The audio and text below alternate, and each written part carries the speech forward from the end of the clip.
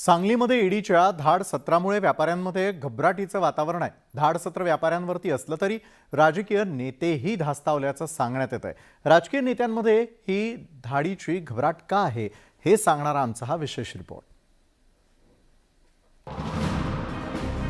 सांगली शहरात सध्या फक्त चर्चा आहे ती ईडीची।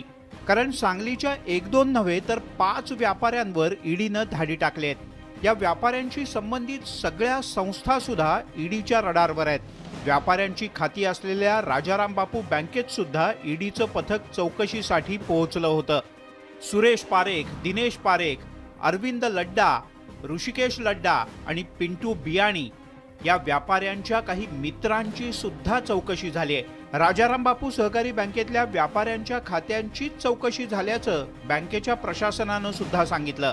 बँकेच्या कोणत्याही व्यवहारामध्ये अनियमितता किंवा गैरव्यवहार कुठल्याही प्रकारचा नाही आहे।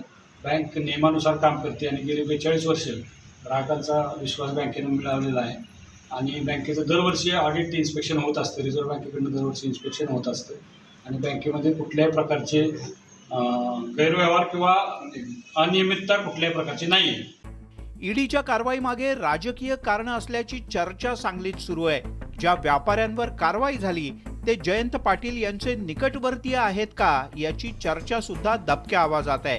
पण यावर ना राष्ट्रवादीचे कार्यकर्ते बोलतायत ना भाजपचे।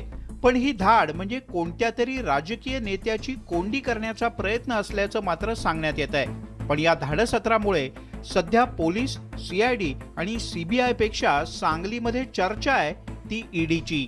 आसिफ मुरसल, न्यूज 18 लोकमत, सांगली।